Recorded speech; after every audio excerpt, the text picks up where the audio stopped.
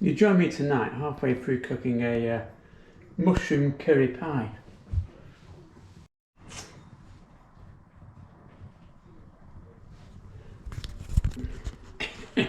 Hold the camera right way up. You join me tonight cooking a mussel curry pie. I had to use a rolling pin because they didn't have any pre-rolled pastry at Tesco's. They just had a block of it. I just about managed to remember how to use a rolling pin after all these years, and it's not so bad. We got it the right thickness. It's a bit rustic on the outside. I put an extra layer on the top around the side just to make it all join together, and that's my top, which I obviously cut around the bowl. And the curry sauce is going to be just white lasagna sauce with curry powder in. None of this, buy your own curry sauce, just make it yourself. Right, let's get that all mixed together and we'll put it in there and we'll see how it goes. Oh, still upside down.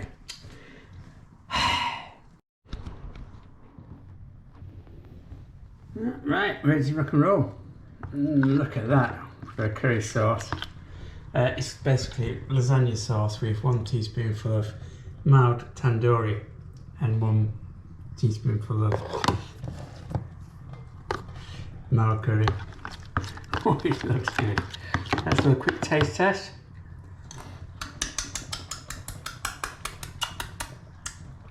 Oh yes, just right. And even if it wasn't, I wouldn't tell you, would I? It might be fucking horrible, but no. It looks right. It looks right, doesn't it? Pour it on nails and let's get rocking. What are you looking at? Get over here, oh man. Go in your boo. Go on. In there. Go.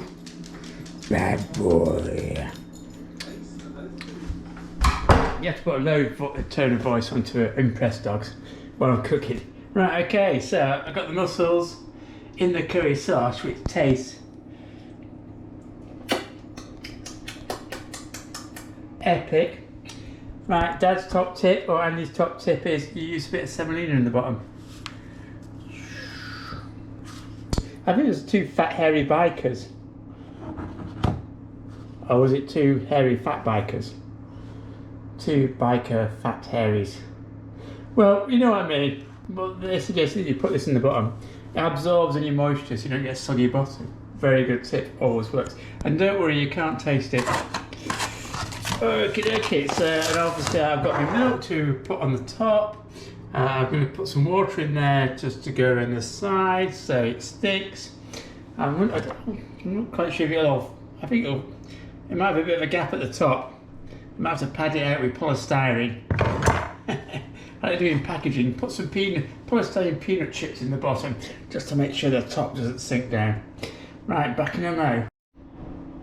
Right, it's finished. I did normally you put little slits in the top, but I did a random pattern because I don't like to do convention where you just do 2 or 3 slits in the top. In fact, it probably doesn't work. What you do is little slits all the way around. It probably doesn't need them because I'm so good at my pie. He says. Anyway, you can see I brushed it with milk. Now it's going to go into the oven at gas mark 1.7 or something, or 200 centigrade with a fan oven if you're metric. Or that would be 473 Celsius. Watts per metre. Anyway, you get the gist. It's a hot oven, as they would say in the old days. Not a medium oven, a hot one. For 30 minutes, I'll turn it around halfway, 15 minutes. Well, the pie's out. Looking good.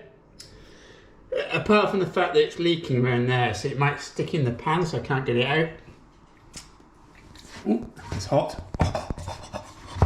All right, on that side, we've got leakage now. So what I'm going to do, I'm going to leave it for about 5 minutes, just let it coagulate. Yeah, right, cool.